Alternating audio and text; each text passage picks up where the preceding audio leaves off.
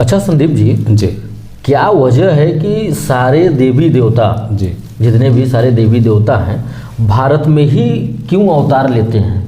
जैसे कि राम भगवान, कृष्ण भगवान, सारे लगभग देवता भारत में ही, और आने वाले भी भविष्य में कल्कि महाराज भी अवतार भारत में ही लेंगे। तो इसका क्या वजह है? कुछ तो वजह होगा। देखिए पांडे जी, बात ऐसा है जी कि जब आप एक घर बनवाते हैं तो उस घर में बहुत सारे कमरे होते हैं।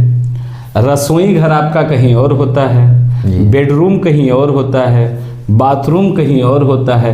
यहाँ तक कि जो बाहर से आने वाले हैं गेस्ट लोग, उनके लिए भी आप एक अलग रूम बनाते हैं। जी। फिर आता है आपका एक पूजा गृह, जहाँ पे आप पूजा करते हैं, आप उसको अलग बनवाते हैं, जहाँ आपके घर के सदस्य भगवान का पूजा करते हैं, है ना। तो अब वैसे ही ये जो पूरी ब्रह्मांड है ये भगवान के घर जैसा है, पूरी यूनिवर्स भगवान के घर जैसा है। तो अब भगवान ने हर देश को एक एक कमरा बना दिया।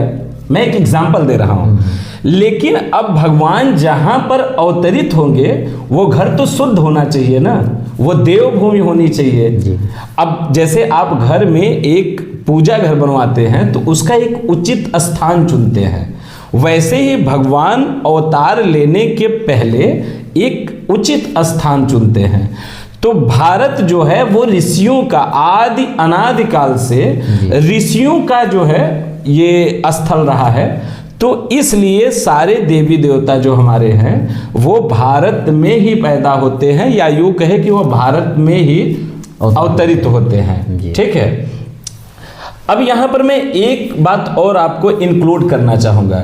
आपने कभी सोचा है कि इसका भारत नाम क्यों पड़ा है? जी। भारत का मतलब क्या होता है? भारत शब्द का मतलब क्या होता है? तो देखिए, जो भा शब्द है ना, भा शब्द का मतलब होता है प्रकाश। जैसे आप भास्कर, भगवान सूर्य को क्या बोलते हैं? भास्कर। भा शब्द जहां प्रतिभा, मतलब प्रतिभा मतलब उसके अंदर से एक तेज निकलता हो।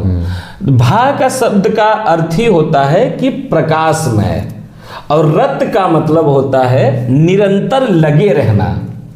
तो ये जो भारत है ये आदि अनादिकाल से प्रकाश की तरफ बढ़ता रहता है। ठीक है। इस वजह से इसका नाम है भारत। और यही वजह है कि जो हमारे भगवान हैं, जो हमारे देवी देवता हैं, वो भारत में ही अवतरित होते हैं। क्योंकि ऐसी पुण्य भूमि आप पूरी दुनिया में भ्रमण कर लीजिए, ये भूमि आपको कहीं नहीं मिल सकती। बिल्कुल। ठीक है।